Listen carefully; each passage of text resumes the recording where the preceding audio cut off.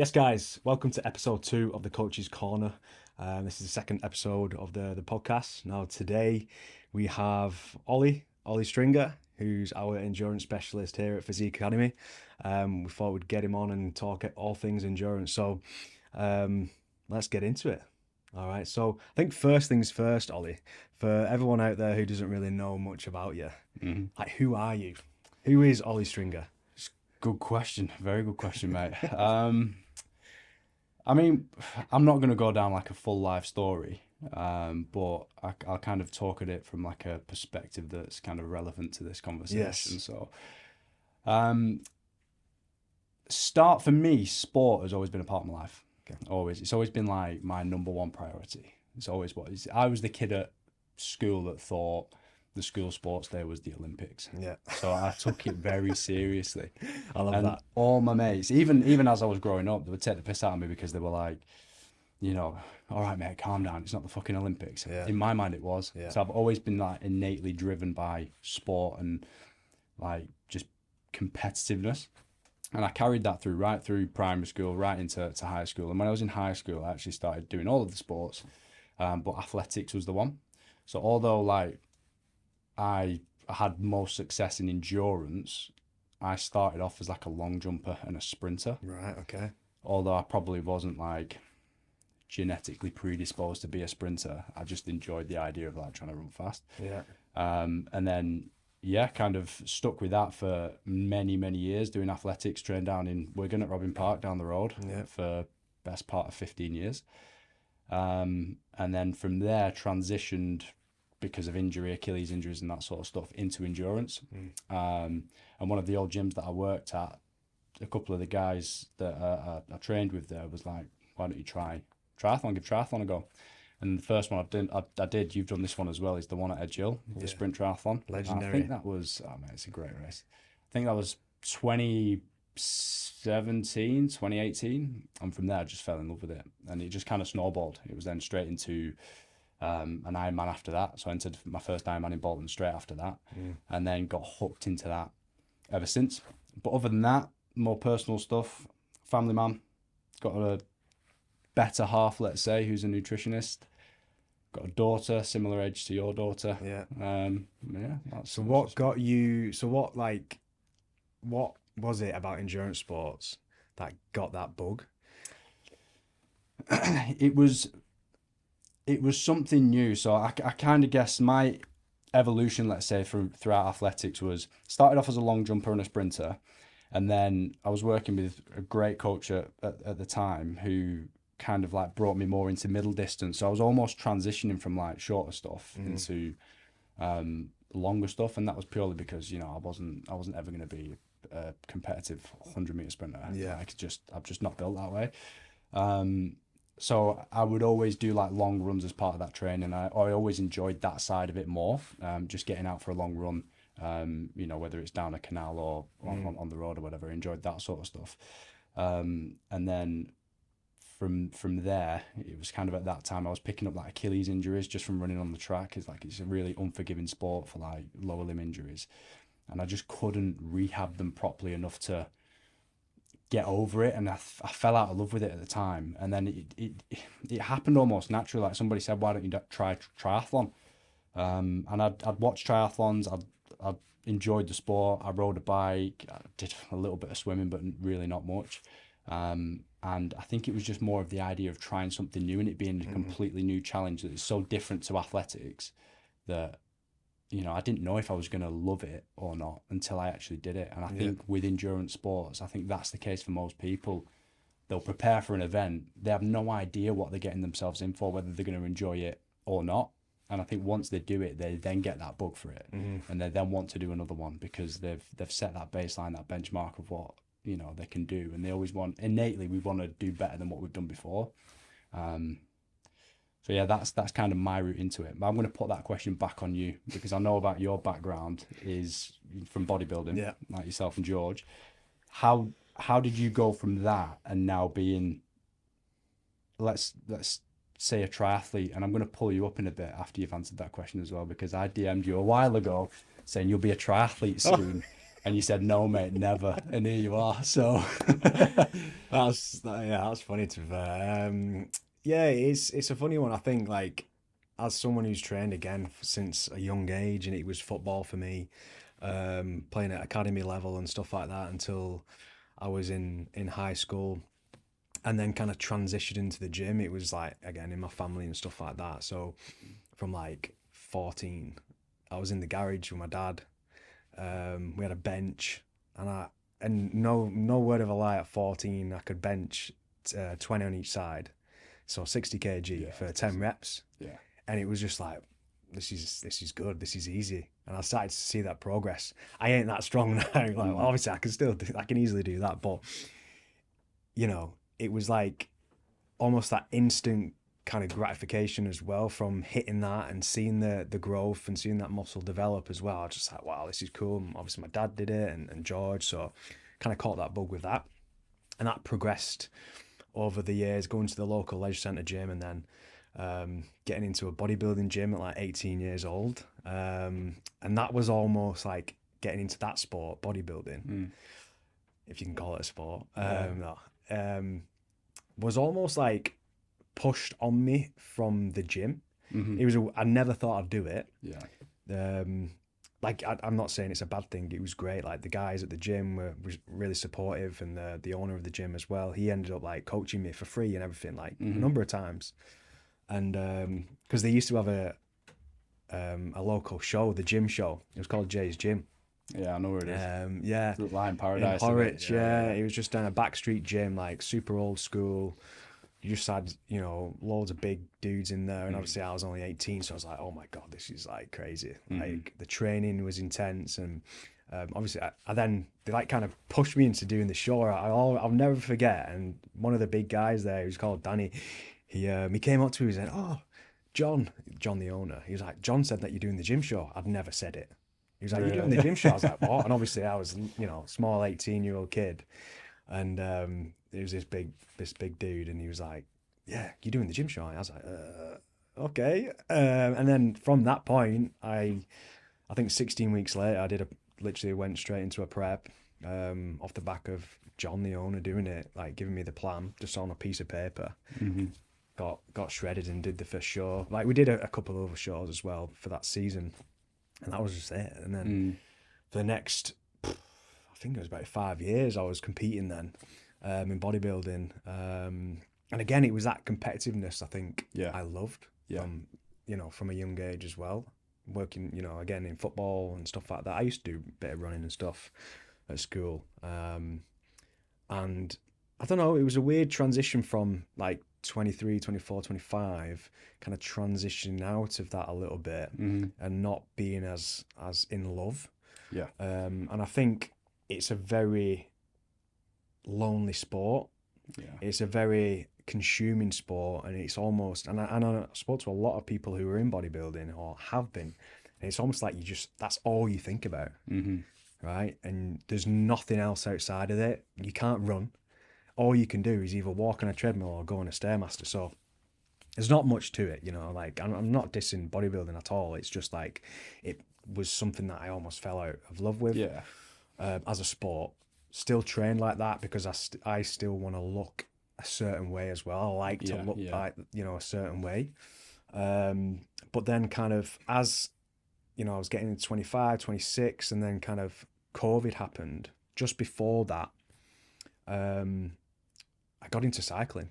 My brother-in-law, he's a cyclist, and he was like, obviously I saw him going out, and he basically told me to get this bike, so I got a bike, and then I started cycling. We ended up going on a random trip to Mallorca, like after about a couple of months of cycling, having a bike. That is a baptism of fire into cycling. That. Yeah, a couple of months. It was straight to Mallorca. It was wild, and like obviously, we had the cream of the crop straight away.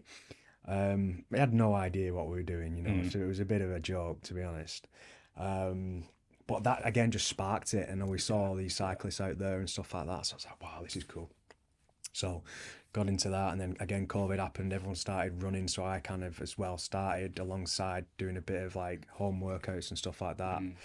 And it just progressed, and it was snowballing. I was like, right, I'm cycling, I'm doing a bit of running. I used to swim as well back in school. So I was like, let's do some swimming. Yeah. And then I think we ended up signing up to a race in Nantwich, is it called? Yeah, Did that. Yeah, just down the road from me. Yeah. Did that with a few of my mates. I was like, wow, this is cool.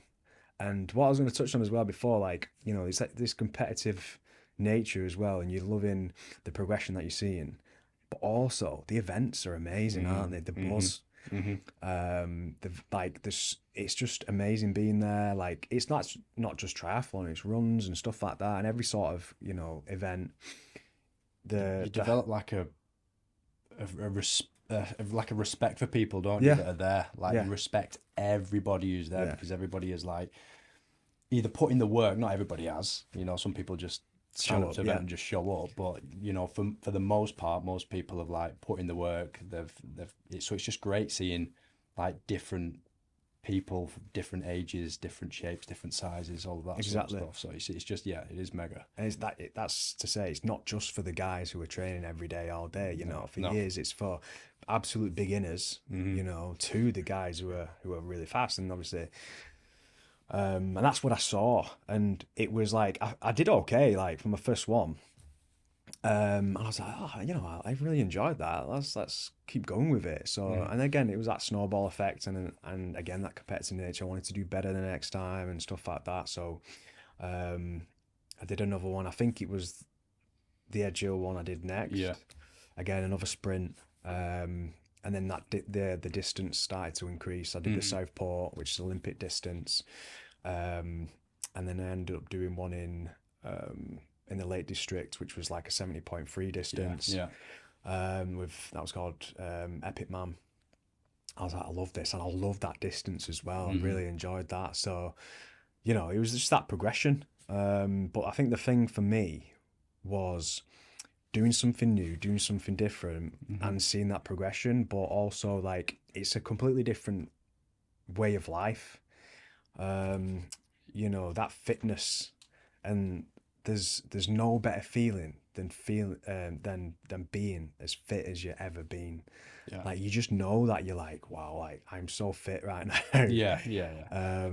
You know, it's a strange feeling, but you know that you're kind of moving in the right direction. Like, every week there's a little changes here and progression here, and you know, and then you go and race and you're like, right, I beat my times before. And then, you know, as you progress, you start to look at positions as well, and that's what I then started to chase. And I was like, right, I'm coming top 10, you know, and I ended up winning a running race, and then I came fourth at the sprint triathlon at Edge Hill as well. And I was like, let's keep going, let's do this. And I love it. It does suck you in, mate. Yeah. Everybody I've coached who have come to me and said, I want to do, I noticed this more so with like triathlon, especially the longer distance triathlon, like 70.3 and an Ironman, is somebody will come with me saying, I want to do an Ironman. I just want to tick one off. And I know full well when I have that initial conversation, I'm like, brother, you're not doing one. You're in it now. You ain't doing one.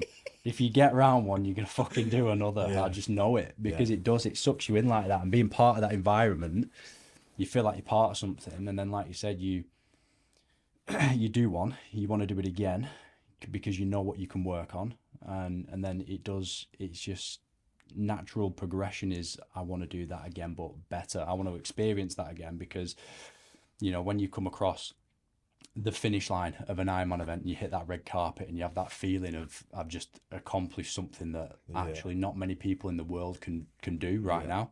It's just, it gives you such a buzz that you will, it's addictive for me. I don't know if it's like it was an obsession or an addiction or whatever it was, but I wanted that again and again and again.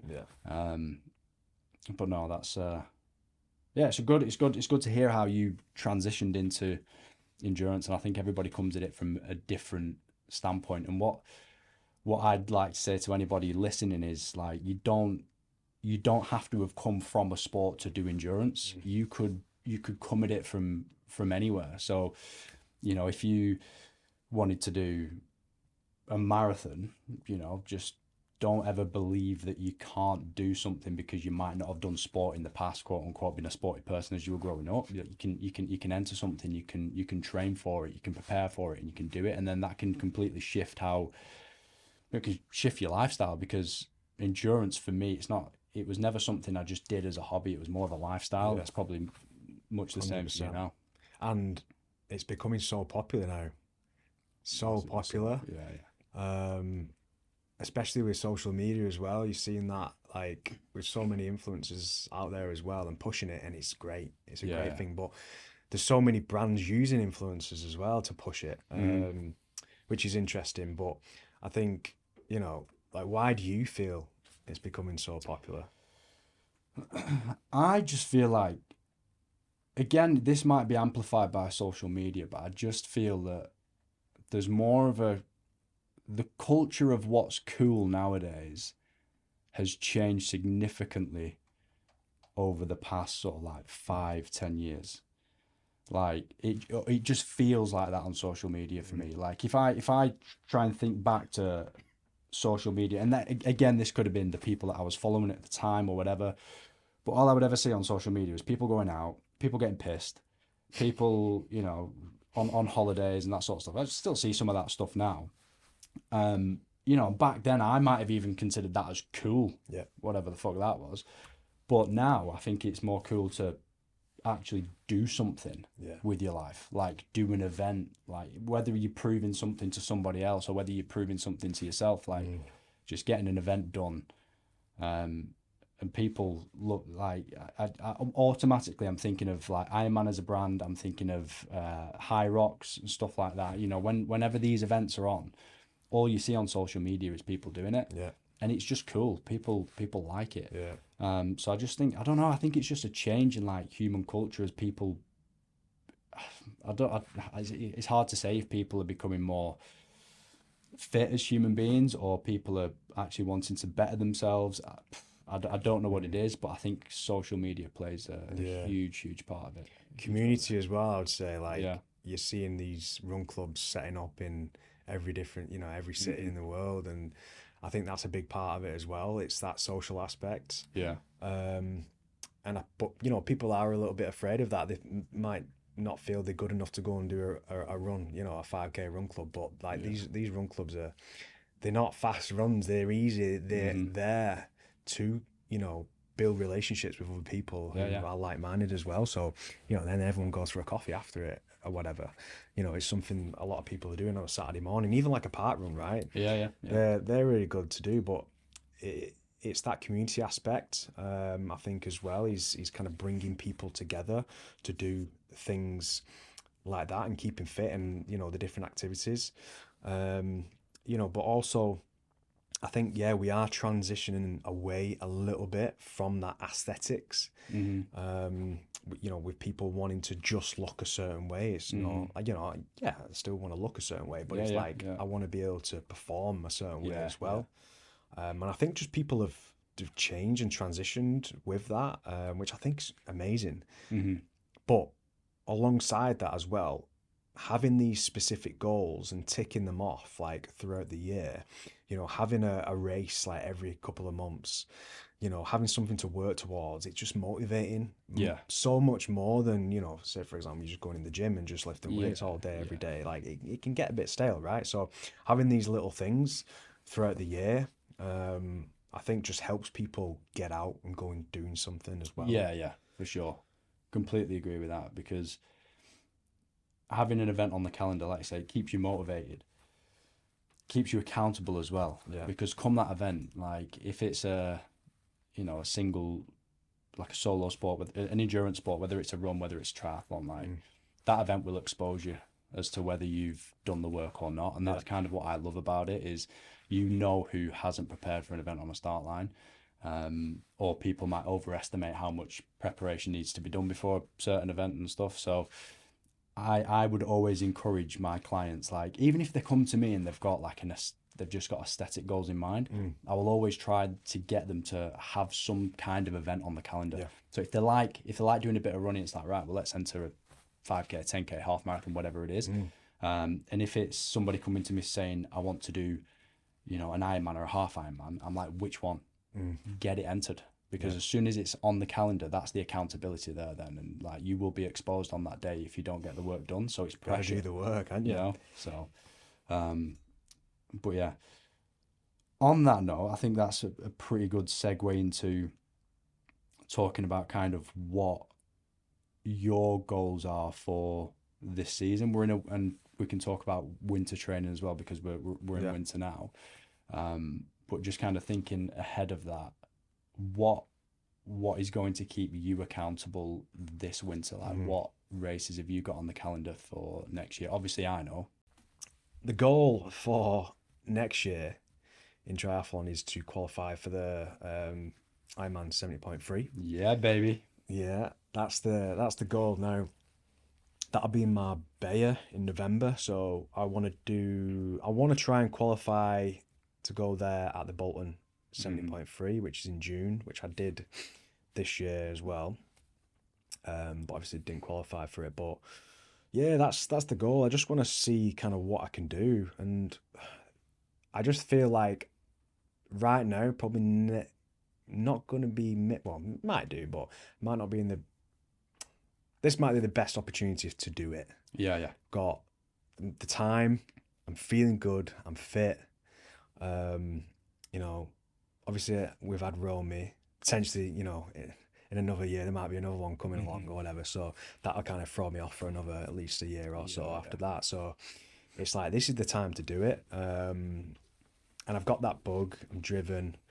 It's going to be tough. I know it will be tough, but I feel I can do it. I'm gonna, you know, if I put my mind to something. I've said this to you before. Like, I don't want to lock in too early, because I know that I'll like zone out from everything else. And even though it's so far away, I need to give myself a little bit of space before like I zoom in on it, and then it's just like go. And I know that I'll be able to, you know, I'll just tick them boxes. Yeah. And I'll try, you know, I'll get the job done. But I'm buzzing. I'm excited for it. I feel like this is a challenge that, you know, it's a big challenge that I've not had for a long time. Yeah. Because it's on me as well. You know, even though, I'm going to have to become in a certain position. Yeah. In the race, like there's the pressure of that, but it's on me to perform in the 3 disciplines, to put the work in. Obviously, I've got you in my corner as my coach now to be able to do that, and I think I've got that confidence to do it.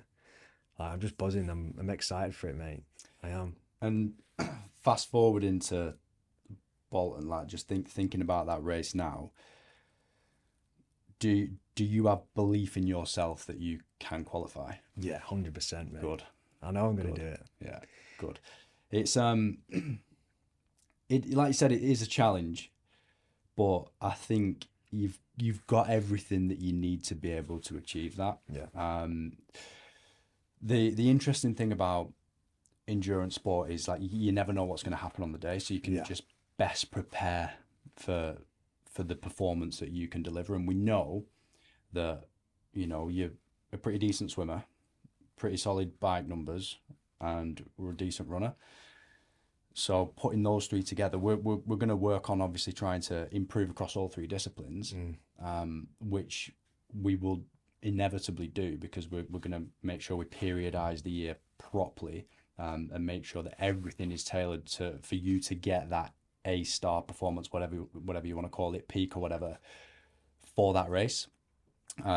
So how my question to you now, because obviously I'm coaching you now, I know what the mission is and what we're trying to achieve and what we're going to do. We don't necessarily know what that is going to look like on the day, so we don't know how many qualifying slots they're going to be. Yeah. We don't know that. We don't know who else is going to turn up on the day. All that we know is we need to get you in the highest position possible, get the best performance out. And I know, knowing you, that if we do improve across all 3 and we do pull those 3 performances out and put those disciplines back to back as well as you can, I'm very confident as well that you will qualify and get a qualifying slot. How is your training? And I know we're only a few weeks in, but how does your training compare now to what you were doing before having me as a coach? Yeah, you know what? It's unreal. I love it. Yeah, first time having obviously an endurance coach, so it's nice having someone there giving you everything that you know you need, like I need. I think obviously doing it on my own in the past, like I had like certain sessions that I would do in the week, but there was no like specific kind of work to progress constantly throughout. I didn't go through specific blocks. I didn't even have a deload, mate. Never had a deload. I was more like, okay, I'll do my intervals. I know I need to, increase my VO2. I'll do my easy stuff, keep that base, build that base up and stuff like that. And then, in terms of cycling, I was doing like chain gangs and stuff like that. And I'd do a long, easy ride. So I was kind of getting that. My running again, I was injured a little bit, got injured again. So I was like, started doing fast stuff and then again got injured, so I was just doing slow stuff, so that was kind of on the back burner. Swimming wise, I'll be honest, don't really have the knowledge of that, and again that was more like just doing reps of hundreds and stuff like that, and then I'd maybe do like an endurance swim as well. I was only swimming twice a week. So now just having it fully structured, it's not only do I feel confident in that I'm progressing, but it's also so much more enjoyable. Yeah.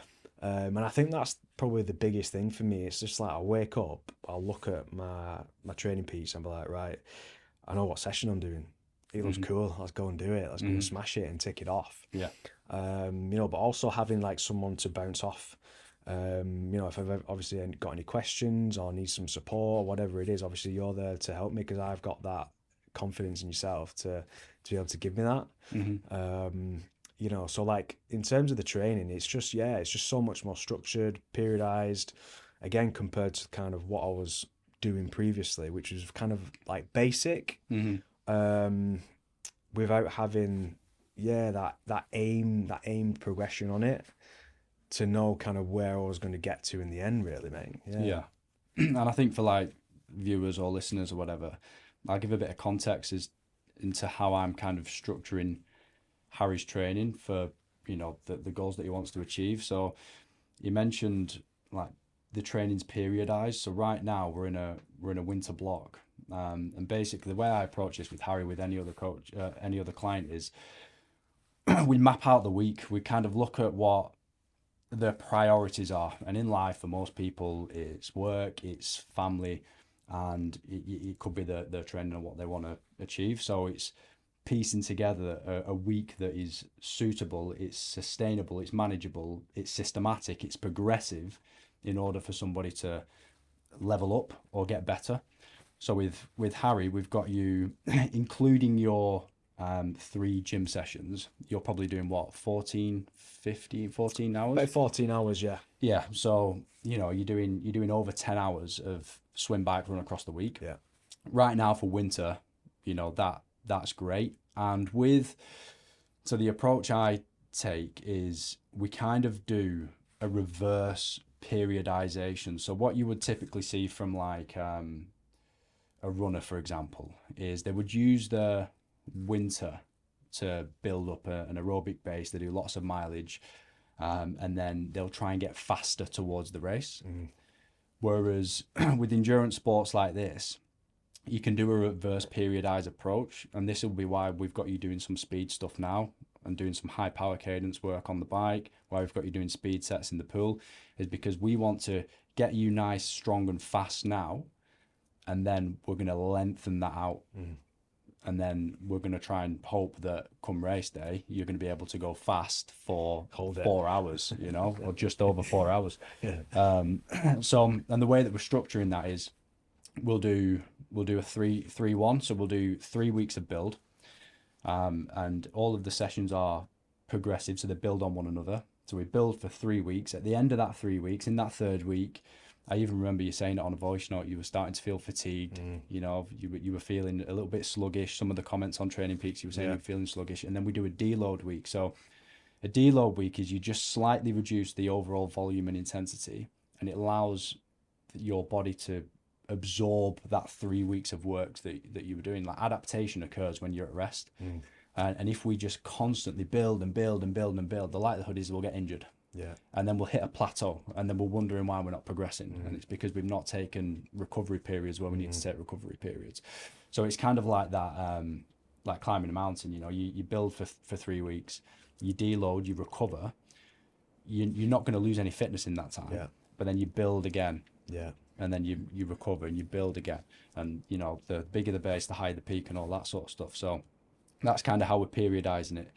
Now, in terms of allowing or getting you to improve across 3 different disciplines, we're not in this yet, but what we will do is we'll do blocks of certain focus points. So we'll do a bike block at one point where, you know, we know you hit a new FTP recently, over 300 watts in the 300 watt club. Yeah, baby.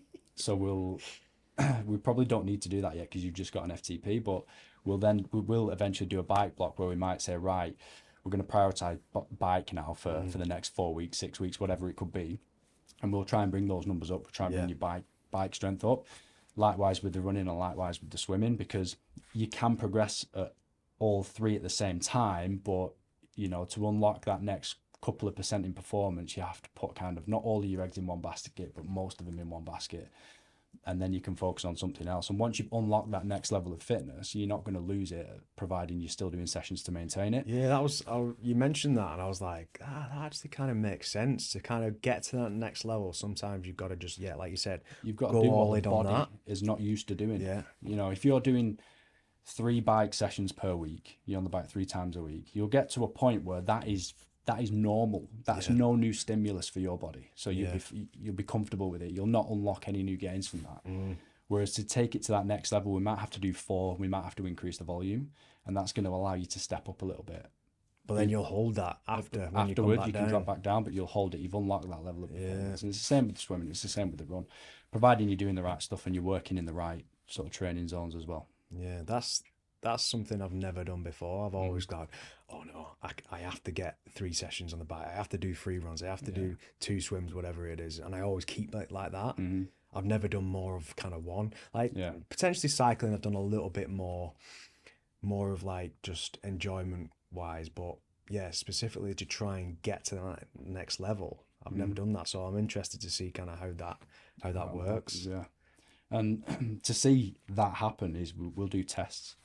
So you've now done 2 tests, and again for people watching, like we will test where Harry's at or any of my clients are at certain points of the year. So I'm going to take a triathlete here as an example, and Harry is a triathlete. So to test the swim, we can do time trials in the pool to see how he's progressing.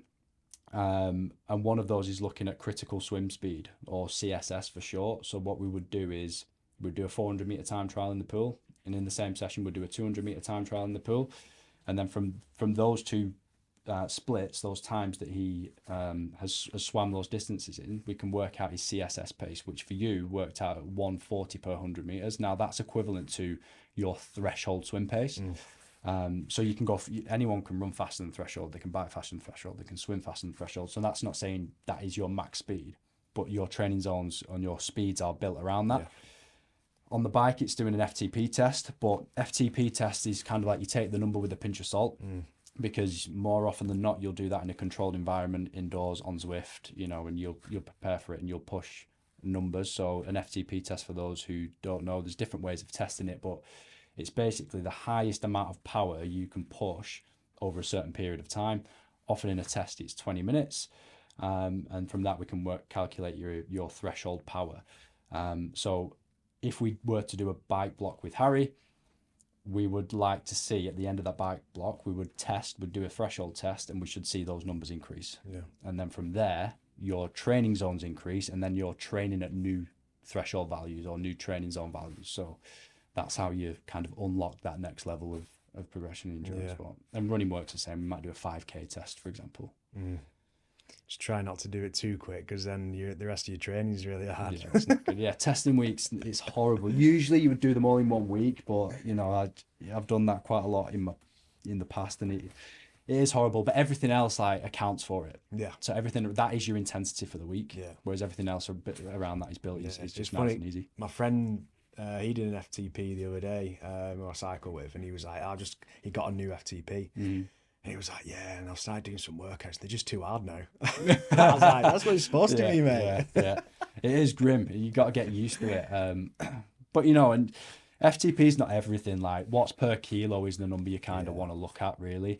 You can have somebody who's got mega FTP, but they can't sustain 75% of that FTP for a 70.3. Yeah. Whereas you would have somebody who's FTP and that might not be that impressive, but they can actually hold 80% of their FTP and actually ride the course quicker than that person. So it for me, it's not like you would never judge somebody's biking ability or bike splits or whatever in a race based on their FTP number, because there's so much more to it. There's so many more variables and stuff, but it's just a good number to see how you're progressing as an individual in your bike power. So awesome. So just for like the listeners, obviously we're going to have guys who potentially want to get into triathlon or other endurance sports. Like, what kind of tips do you have for people who want to kind of set up a split, for example, and don't necessarily know where to start? Like, is it, potentially like what time they've got available to them, to start from scratch from there, or,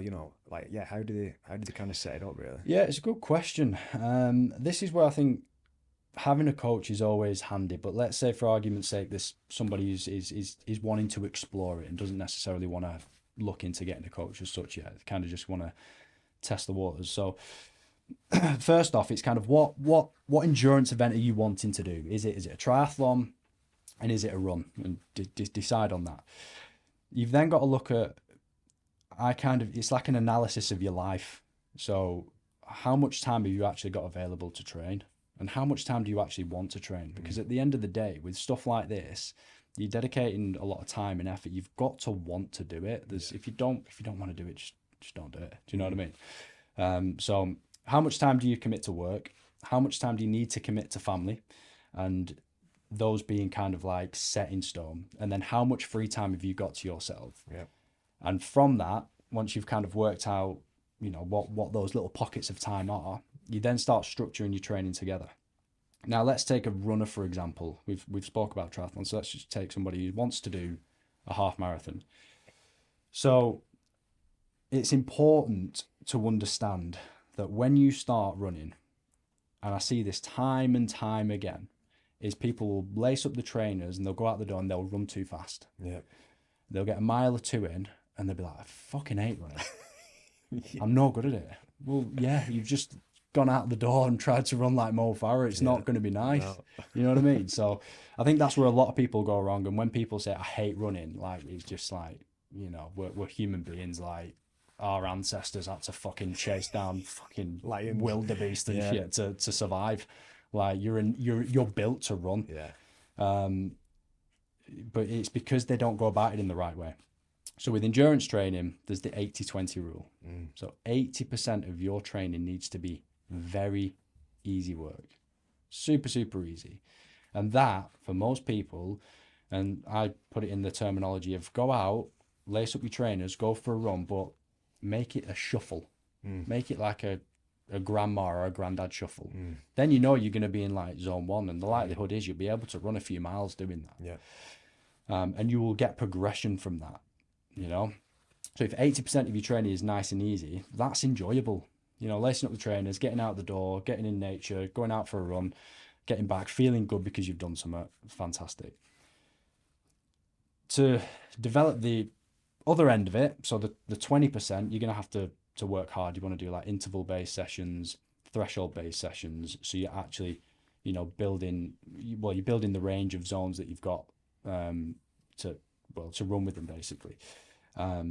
So it's piecing together a training week that's not going to kill you, that's going to be systematic, progressive, hard, challenging, but it's something that you can stick to. So for somebody, 80-20 might be, I'm going to do 5 runs this week or 4 runs this week, and three of them are going to be easy, and 2 of them are going to be either a threshold session or a tempo session, and just take it from there. But don't try and do too much too soon. Start off, even if it's 1 run, 2 runs, 3 runs, and the kind of general rule of thumb is each week just increase your mileage by about 10%. Yeah. So if you've got a marathon on the books, a half marathon, whatever it is, get that entered, count back the weeks that you've got available, and then start working out, how much mileage do I need to be running on a weekly basis to give myself confidence that come race day, I'm going to be able to actually finish that race. Because for some people, it's not about competing, it's about completing a race. They don't necessarily want to race it, they just want to finish it. Yeah, let's talk about that. What's the difference between the two then, really? Yeah, so I'll have like some of my clients they'll come to me, we'll have that initial conversation about like doing an event. And I don't know where half the time they've plucked this number from, but they'll be like, oh, I want to do it in this time. And they've never done the event before. Yeah. And I have to be quite real with them and say like, 7-hour Ironman. yeah, let's complete it first. Like, this is just it's a different beast altogether. There's so many variables. You know, we've got to get you better at swimming, cycling, and running. And the people have come to me and they've not really spent any time in the pool, or they've not run much further than 5K. And I'm like, how the fuck have you stumbled upon wanting to do Ironman? You know, we get them there, and they do it, but they'll come to me with like a plan. And I have to kind of break that plan down for them a little bit and just set expectations and be real with them. So a lot of people, Ironman, marathons, the mass participation events, and most people do them to complete them. And then that completion phase for somebody, you know, might end up turning into competing. And that might be an internal competition with themselves. So they might, you know, as soon as you do a marathon, you've got a PB. Yeah. And then you want to better your PB. And you're not concerned about what place you come in a race, but you are competing with yourself because you want to improve that time. And you might do all the necessary training to be able to do that. And then there's competing like in the race. So I want to be in the race and I want to, you know, come in, you know, the top 10, you know, for yourself in Bolton, we're going to have to try and get you as high in the top 5 as possible, really, in that event. Yeah. And that's kind of where for me as a coach, you've got to think about coaching that individual slightly differently. We've got to think about, you probably wouldn't do this throughout winter, but as you start getting more towards the actual racing end of the season, we're going to be looking at like tactics. We're going to be looking at where are we going to focus most of our effort? How are we going to fuel this? How are we going to, you know, what happens if this scenario plays out? Or what happens if this scenario plays out? If you start feeling like this, what do we do? Whereas for somebody who's just wanting to complete, yes, there's an element of that, but it's, you know, it's just getting somebody fit enough to get from A to B. Whereas for somebody who's competing, the training just looks different. You know, I've coached somebody to do an Ironman who's done just 10-hour weeks to complete it. But then if I was to work with somebody, again, like yourself, who wants to actually compete, and we've got, whether it's a time goal, a position goal, we're then going to have to significantly up that mileage and those training hours. It's going to have to eventually get more towards 15, then more towards 20, and just making sure that you're as best prepared as you can possibly be for that. That's scary, that. What do you reckon it would get up to, do you think? I think for yourself, including your strength sessions, you don't need to be going much more than 20. And I think this is where a lot of people go wrong.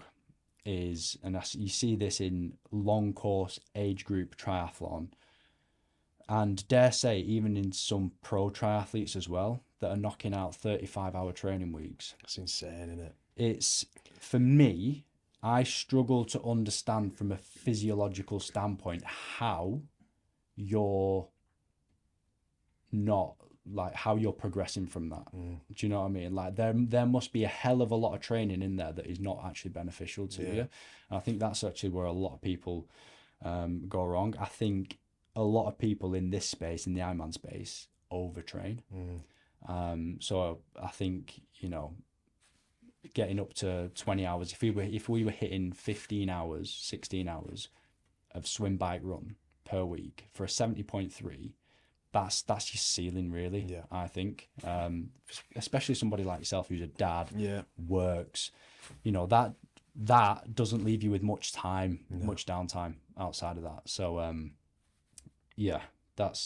think that is the main difference. Is from a coaching perspective, you just kind of got to look at the nuances of the race and coach accordingly, plan accordingly for that person who wants to actually compete. feel like there's a bit of pressure at the moment as well, especially in triathlon, for like age groupers to almost try and train like the pros as well. Like Yeah. just try and hit them stupid, weeks, the training weeks and stuff like that. And it's just like it's crazy. Yeah. It's like and age groupers are normal people, so they do have jobs, they do have families and stuff like that. And then thinking they're trying to do that alongside that, it's just like how do you have the time? And It's wild, and that shouldn't be done. They should never look at a pro triathlete and try and replicate what they're doing, because the pro triathlete, they see their training as their job. yeah, So they've got that time available, and they're getting paid to well, not all of them, but most of them, getting some sort of financial benefit out of doing that. Whereas I honestly think age groupers, like if you can only train for an hour a day in the week, train for an hour a day. And even if that leaves you with an hour to watch TV with your wife in the evening and just live a semi-normal life, like do it, because you will benefit from that. Whereas if you're going locking yourself in your pain cave as soon as you get home from work and sitting on the bike for 4 hours and you're absolutely smashed and your wife's getting pissed off because you're no longer like present in the relationship or this, that and the other, it's like, chill out, man. Like, you'll never get paid from this sport as an age grouper, even as a top age grouper. So just do what you can. But I think potentially with that as well, maybe the standard is rising as well with it, because again, social media, people are seeing what the pros are doing, so more and more people are doing that. More people are learning though along the way. Would you say that maybe the standard is increasing? Yeah, and I think that is because people are getting our understanding of physiology is improving. If you rewind the clock, and again, I'm speaking from a standpoint of like an Ironman triathlete here, and you look at things like technology. You look at the bikes that they were racing on in Kona or any other Ironman like 10 years ago, 15 years ago, 20 years ago to what they're racing on now. The understanding of like aerodynamics, the understanding of, how to train in the right zones, all of this understanding that we're developing as human beings is kind of, you're able to engineer yourself to be very, very efficient at a particular sport, providing you have the resource to do that. So I think it is just, the sport will always progress in my opinion. Kipchoge says it, but I'm going to counteract it. He says, no human is limited. Physiologically, we are limited. Like, we'll get to a point where we can only go so fast as a human body, because we won't be able to metabolize the amount of carbohydrate that we need to be able to run at a certain pace or swim at a certain pace or ride at a certain pace. So we are limited, but technology is moving on so much. Super shoes, carbon plated shoes, like all sorts. So the sport is moving on. The understanding of the sport is moving on. So yeah, it is progressing. It'll always progress. Do you feel like people can be more naturally, I don't know, pre-positioned to perform better at a certain sport, or? Yeah, so as human beings, we're like genetically predisposed with, well, muscle fiber types. So we've got type 1 and type 2, type 2A, type 2B. And we're all born with like a sort of genetic makeup of those in our muscles. So if I was to take a muscle biopsy from your quad and we looked at it under a microscope, we'd be able to see kind of, what your ratio is of type 1 muscle fibers to type 2. We could do the same with me, Yeah, get the microscope and just start pulling from the camera. That'd be an interesting podcast, won't it? We could take some muscle biopsy, guy. So yeah, people are genetically predisposed to be better at endurance than sort of power athletes. Yeah. And I don't know what my sort of genetic makeup is in terms of like my muscle fiber types, but I would, as a guess, I'd have quite a lot of type 1, because I found out, later in life that I was naturally very, very good at endurance. So those type 1 muscle fiber types, they're very dense in like mitochondria. So yeah, somebody could be naturally better at endurance, let's say, because of the makeup, Yeah. let's say, whereas somebody might be better at power-based sports Yeah. because they've got, you know, more type 2 fibers than type 1. So but then, you know, you might have somebody who's born with the perfect sort of genetic makeup to be the next best, you know, the next Kipchoge or the next Yamfredine or whoever it is. But you'll never see that because lifestyle choices, they never tap They into don't that choose to do potential. it. It's an interesting one, that, isn't it? It's similar with obviously bodybuilding, like, you know, very much a genetic game, and there could be someone out there who could literally be like beat everyone easily, Yeah. but they'll never know because they've never picked up a dumbbell. Yeah. for And all they need example. to do is just train in the right way. Yeah. And like that's, you never know until you try. There's always someone genetically better than you, I feel, as well. Like, and again, you know, touching on bodybuilding, because I was so into that, I very much saw that. And like, say, for example, my brother George, like, it was almost just like I'm not saying he didn't train hard or anything like that. He trained really hard, but he just grew, and like how his muscle looked as well versus like what I was doing. I was like, I just can't grow like that. I'm not as strong as that. Yeah. You know, I was speaking to a guy I was telling you before last week who he just had like, he was just so strong, even though he doesn't necessarily train that much. He was in the gym benching over 3 plates, Yeah. you know, and he doesn't do much. He's just naturally gifted in that Farmer way. boy strength. Yeah. I was going to call it something else, but I didn't want to bring it up. Keep it clean. Yeah. You know, and then it comes to endurance as I've got into that, and even coaching clients as well, and like, you know, getting people to do the first 5K, and you're seeing like, you know, people do their first 5K and it's like 30 minutes or whatever, and then someone else will come along and they'll do you know, they've never ran before, and they're doing like nearly 20-minute 5K and they're the first one. I'm like, what's going on there? You know, so yeah, it is. Genetics are a big part of it. Yeah. But don't rely on it, I guess. You No, know. and muscles, like, although you can't change your genetic makeup, you can't change the ratio of type 1 and type 2 muscle fiber types. Yeah. So you'll always have the same amount, but you can develop them, you can improve Yeah. them. Like, it's called muscle plasticity. So like your muscles will change depending upon the stimulus and the environment that you're in. So this will be interesting with you now because you're coming from like a bodybuilding background. You know, you've got quite a lot of muscle mass, and you're training to hold your shape. Yeah. So you're doing what's your Doing lower, lower upper, then full body. lower upper full body to maintain your muscle mass? If you didn't do that and we were doing this and we were doing 15 hours of swim bike run, like, you would look much different come race day to what you would do now. Just because your muscles will just adapt to that style of training, you know, but you're able to keep that muscle mass by keeping that in there. Wither away. You'll wither away, mate. That's why I've lost a lot. I've yeah. lost a lot since obviously I did it. I won't say a lot. I feel like I've definitely lost strength. Yeah. But in terms of how I look, I wouldn't necessarily it's been that much. But I feel like training as well is actually helping me a little bit in terms of just keeping, you know, that strength, power, and also a little bit of injury prevention as well.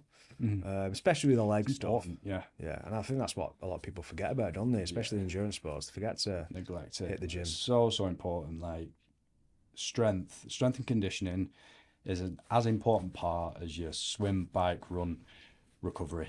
Like, treat everything as equal, you know.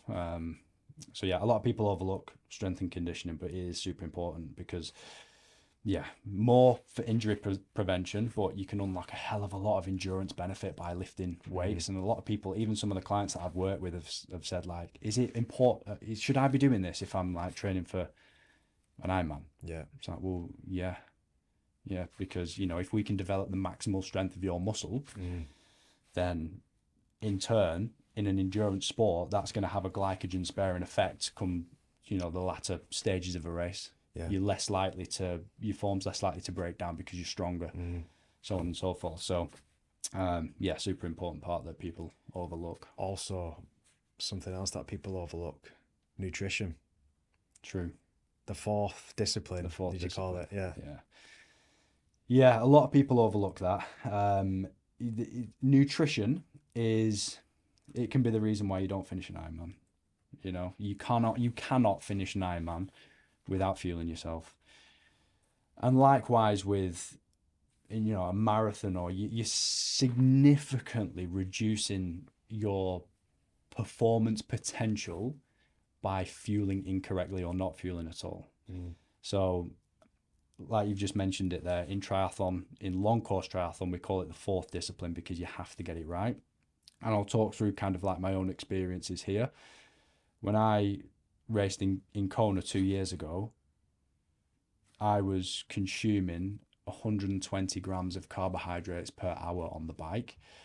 And if I hadn't have done that, that would have been very, very like detrimental to performance, because I was You're in a ditch on the side of the road. Yeah, and I was almost in a ditch on the side of the road anyway, regardless of that. So you have to, the body's preferred and first fuel source is carbohydrate. So in long distance endurance events, you've got to do a carbohydrate loading protocol. Not always necessary, depending on the distance of the race. So you don't really need to carb up for a 5K, for example. But for anything like half marathon, maybe you do a bit of a carb up, not a massive like 48-hour carb up. But for 70.3 marathons, full Ironmans, you need to do a carbon protocol to fill your muscles, your liver with glycogen. And then you need to keep on top of that throughout the race. So, and this is something that we'll start working on with yourself when we start getting into, you know, we're probably into 2025, is we'll start to use the fuel that you're going to be using on race day in training. Yeah.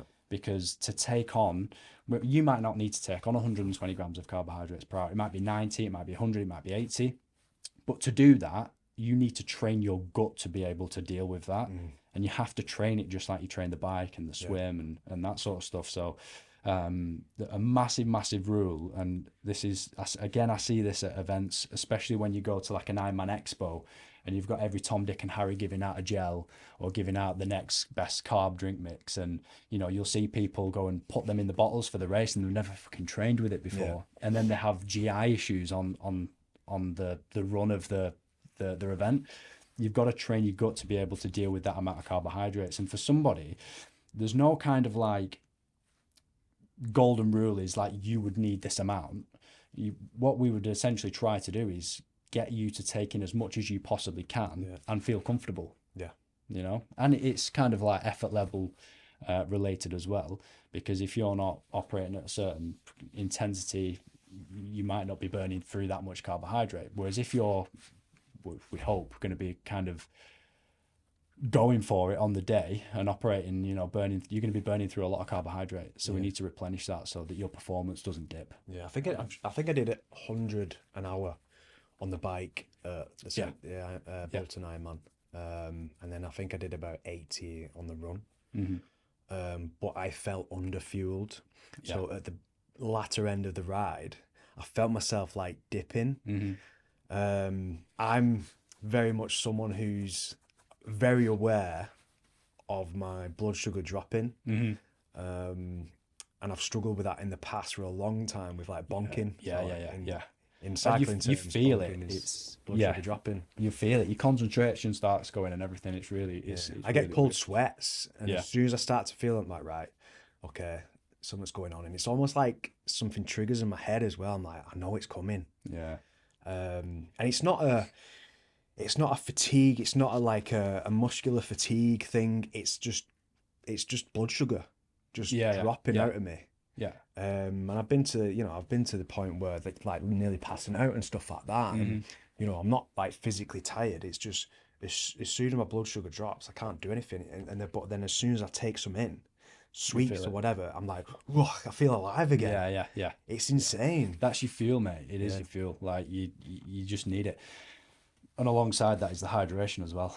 And that's something we'll look at as well. We'll have to do a sweat rate test with you. So it's very, very simple. Just use your turbo and set a weighing scales. Just sweat, And we just sweat and just weigh and see how much, you know, sweat you've lost, see how much weight you've lost on the scales across the course of an hour. If you've just done an hour's turbo session, that gives us an idea of how much sweat you're losing.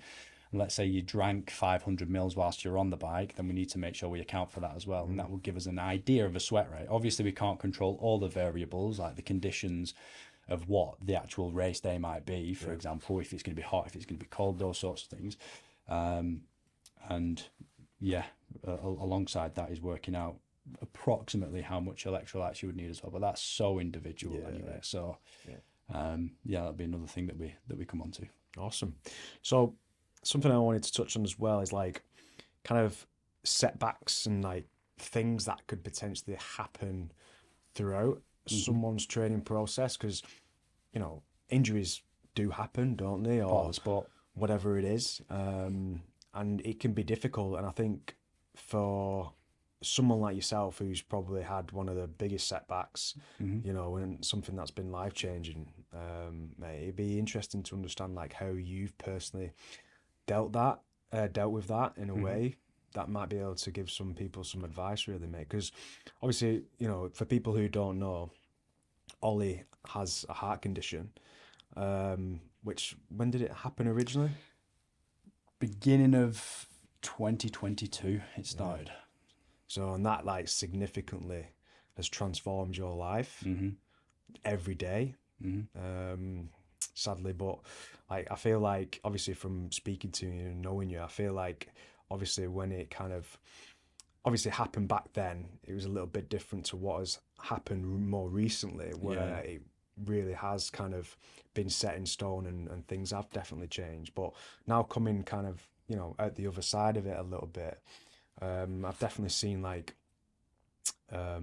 or seen that you feel potentially that there is a bit more of a light at the end of the tunnel, maybe.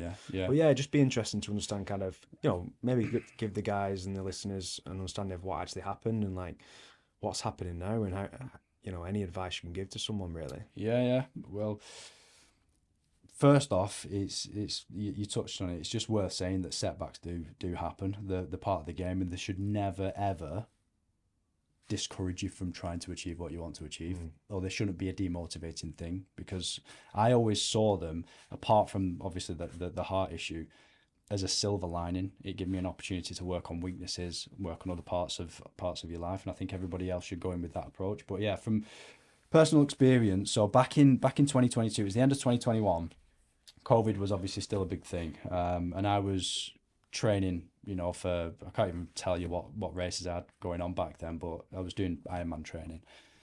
So lots of hours, swim, bike, run, strength work. I came down with COVID. So I was actually, you know, it was December. I remember it because I was actually isolating because I had COVID over Christmas and New Year, so I couldn't leave the house.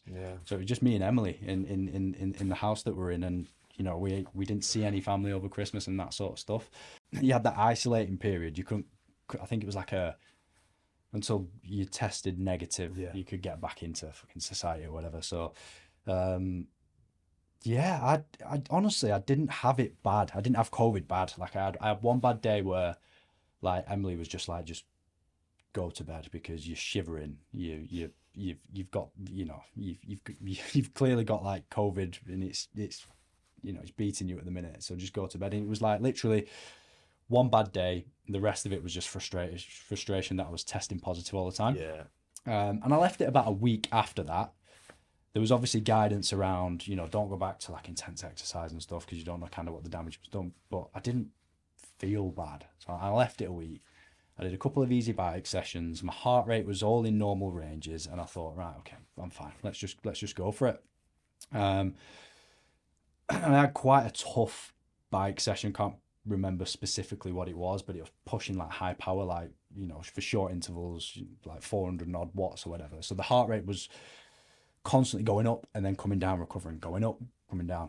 And then I remember getting to the end of like the second set or whatever, and I sat up off the bars because I was doing it all in like the aero position, and I just felt really weird all of a sudden, and my heart rate was fucking racing, mate. It was through the roof, like, but not beating like a fast, like normal rhythm beat, because I know what that feels like. I'm used to operating at that level. And before I knew it, mate, I was like collapsing off the bike, and Emily was on the bike next to me. She was training, doing a similar session. and she thought I'd just gone too hard. And I just remember kind of like, I don't know if it was like army crawling or whatever, like to the bathroom. But I remember feeling like I couldn't really get up, and I was like, my arms, the feeling in my arms had gone, legs had gone. And I kind of like tried to shout for Emily, and she came in and she put me in like this W position where you put somebody in if you think they're having a heart attack. But anyway, ended up in hospital, had all these tests done, and they were like, right, yeah, you know, if you were 50 years old, we'd said that you've had a heart attack. We don't know what this is, but by that point, my heart rate had gone back to normal. So they'd done all these tests and stuff, and they found out that I had something called myocarditis, which was given, you usually get that through a viral infection. So they were saying, obviously, you've just had COVID. It's likely that's giving you myocarditis. You've then gone and pushed yourself too hard. You've gone into some sort of irregular rhythm. We don't know what it is because we haven't captured it on an ECG. So all sorts of tests. I had like angiogram tests where you're wide awake and they put a wire in the artery into your wrist and feed it into your heart, and, you know, squirt dye into your heart to see if there's any blockages and all of that sort of stuff. And everything came back fine. And they just said, you know, just take it easy. Don't do anything crazy for the next few months. Let this inflammation of your heart, that's what myocarditis is, just inflammation of the heart muscle, let that go down and then gradually reintroduce sport. For the next couple of years, these rhythms just kept happening though. And there was nothing in particular that would trigger it, but I would always tend to be exercising when it would happen. So it happened a couple of times. It was just getting very frustrating as to why this was happening. I had absolutely no idea.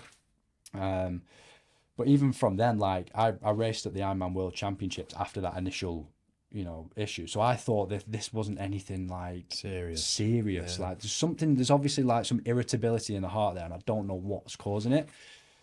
But then anyway, like started working with like a sports cardiologist who's like, you know, I think he's the sports cardiologist for, it's either City or United, and the cardiologist for British cycling and mass participation events like the London Marathon. Like he's a top dog. So I was in good hands. And then more recently, you know, I was getting back to racing and stuff and trying to just get going again, because I had this stagnant period from Kona up until, well, even now of like no racing, and it was frustrating. And then when we were out in Lanzarote, like the most opportune time for something to happen with the team, we're all in Lanzarote just having a good time. Wasn't actually training when it happened. My heart went into this rhythm, and usually when it's gone into that rhythm in the past, it would stop after like 20 minutes and it'd go back to normal, and I would feel really grim for a few days after that. But an hour went past and it was still, and when I say my heart rate is fast, like it was over 200 beats per minute, you know. It just wasn't settling down, and I was speaking to Emily in the room saying like, panicking basically, like something's happening, it's not stopping, I'm worrying this time. I remember even speaking to you and George. And George came up to the room, and then we had to get an ambulance. So ambulance ride from Lanzarote, Club La Santa to the hospital was, I honestly thought I was going to die on that ambulance. I was trying to keep it really, really cool around people and just not make it. Yeah, I said you like me. You were so calm, and I remember just thinking like, this is so scary. Yeah, because I put George's Apple Watch on and did the ECG, and it was at 208 beats per minute, and it had been like that for 3 hours. Sat down, wouldn't you? Yeah, wouldn't do anything. Yeah. But then it was on the ambulance where I took a turn. Like I vividly remember not being able to see much, and I'd read into like the heart a lot with what had been going on. So I kind of knew this rhythm could potentially be either atrial fibrillation or ventricular tachycardia. And when you go into ventricular tachycardia, the likelihood is you're going to go into cardiac arrest. Cardiac arrest is just you die, basically, your heart stops. So when the vision was going, when my limbs were going, when I was feeling nauseous, I was kind of like, right, you're in the ambulance, but the likelihood is you're gonna go into cardiac arrest now. But try and find peace in the fact that you are in an ambulance on the way there. Luckily, I managed to like keep myself together, but then it was like a scene out of like friggin' Holby City or something, like some sort of like film where they put you on a wheelchair and they fucking run you down the corridor of the hospital. And it was literally like 4 or 5 nurses grabbed me out of the wheelchair, put me on the bed, tried to pin me down. At the time I was trying to be sick, so I was trying to sit up and vomit, but I couldn't, and it was just a horrible feeling, just proper woozy and dazed. And then I don't know if this was some sort of gas or if it was oxygen, but I remember lying back, and the woman put this mask on me and said, "We're gonna have to defibrillate you now." And then they just put the pads on and just give me the shock. And I just remember this, like, it felt like a flash. Although there was obviously no electricity in the room, it must have been like behind my eyes or something, that I could just feel this massive flash, and then heart rhythm went straight back to normal. But then I was in hospital for 3 weeks, and it turns out that, yes, it was ventricular tachycardia that I thought. And we don't know why this happens. Unfortunately, there's something going on in the heart where there's some sort of electrical misfiring and stuff like that. So they're fitting me now with an ICD. So I've basically got a box in my chest here with 2 wires going into my heart, that if I go into that rhythm again, it will deliver therapy, and it will either pace me out of that rhythm, or it will just deliver a shock, and it'll save my life at some point in the future, I'm sure. So It's crazy, mate. But the thing is, like, my adjustment to that is I have different days where some days I'm feeling very positive that I'm still here and I've got a daughter and I survived it, because there are so many people that have been in that position that didn't fucking survive. Yeah. So I've got to be thankful for that. But there are some days where, when I start thinking about sport, when I start thinking about myself racing, knowing that I was so far off my potential, like so far off my potential, and that has always been something that's like not worried me, but like something I've not accepted of myself, is I'm scared of never reaching my potential in something. I think it's a lot of people waste their life in not trying to pursue their potential. Mm-hmm. So when I think I never reached mine in this particular area, that can get me down sometimes. Yeah. And it's like, I know where I could have taken this to. I'm not saying I could have been a pro or anything like that, but I like to think I could have won age group races and stuff like that. I'm very confident that I could have done that. So yeah, it's setbacks are, I guess the whole long story short is setbacks are, I've got one of the biggest setbacks that anybody can ever have to deal with. So whether it's like an Achilles injury, a knee injury, or any sort of injuries, like these are superficial things that you can get over in time, and they are just part of it. Like anybody who's signing up to Physique Academy, whether it's a transformation, whether it's to do an event, whatever it may be, come on board expecting to get injured at some point, because it will happen. And the thing is, when that happens, don't run from it. Go harder. Yeah. Work around it. You know, if it's a lower limb injury, work your upper body. If it's a running injury, work on the bike, work in the pool. Just by any means, just keep going, because if you quit at that first sign of injury, you are a quitter. Yeah. Like, you will quit in everything that you do. If there's the first sign of adversity comes your way, and the first thing you're thinking of doing is backing off and running from it, then you're never going to achieve anything. If you quit the first time, it's going to be so much easier to quit the second time. And then you're just increasing it. Yeah. You've got to fight it. And it's like a crazy story, man. It makes me feel like I'm getting like shivers, like thinking about it again. It's crazy to think what happened, but I think, like, for you now, like, what are you doing? Are you doing little bits, or? Yeah. So the thing is, with this ICD, I've got to see this as something that's going to allow me to live as a normal life as possible, and not something that's like a limiting thing. Well, a lot of people who have these, and I'm part of like ICD support groups and that sort of stuff, they struggle with like weight gain and stuff, because they've got this perception that they have to be very, very careful with what they do. But this is here to protect you and to help you live as normal life as possible. And I'm still working with my sports cardiologist, and we're back to jogging. We're back to being able to sit on the bike. I'm not back to swimming, but they've said never to swim again, because of the repeated movement of that over the head can dislodge the wires in your heart, and if they dislodge, they can't deliver the therapy that you might need at certain points. So that's been a bit of a no-no. But I'm going to the gym, mate, doing hypertrophy training. Yeah. You know, trying to build myself up a little bit, because I'm, you know, genetically built like the gable end of a £5 note.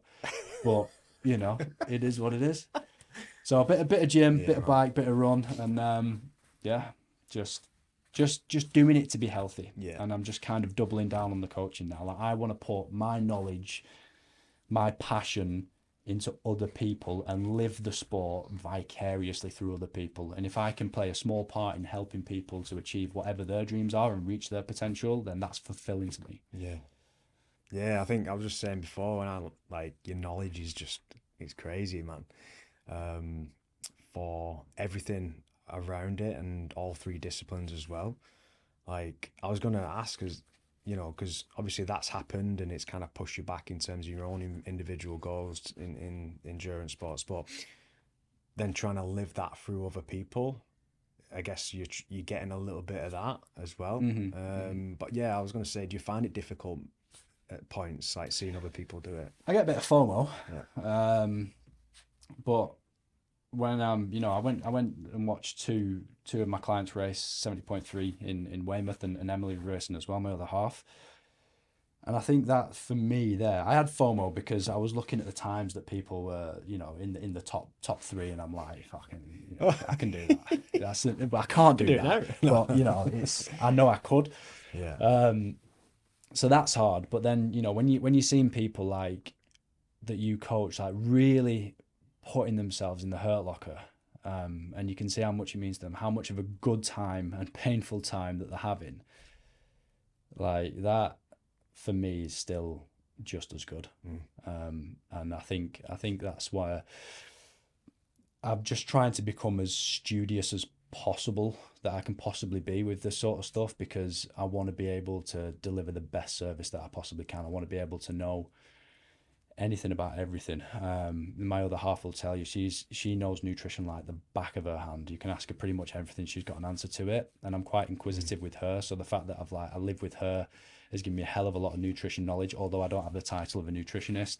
But I'll read a lot, and I'll watch a lot of podcasts. I'll watch a lot of YouTube stuff, not always the best quality source of knowledge going to YouTube, but just like immersing yourself fully into something, you learn to kind of sieve out what's the bullshit and what's the real stuff. And I think I'm just going to try and continue to grow and develop and just be the best coach I can be, as opposed to the best athlete I can be. Legend, man. Appreciate that. We're there, mate. We could talk about anything else for hours. We could. There'll be a part 2 of this at some point. Yeah. I think that'll be interesting. I think when we're a little bit closer to your race, we can do it again, and then maybe we can do something similar after you've done Bolton, and see if we actually managed to hit that. That'd be cool. Well, hope you enjoyed it, guys. Thanks for listening. I'm sure there'll be another one coming out soon, but don't forget to like, comment, and subscribe. See you soon.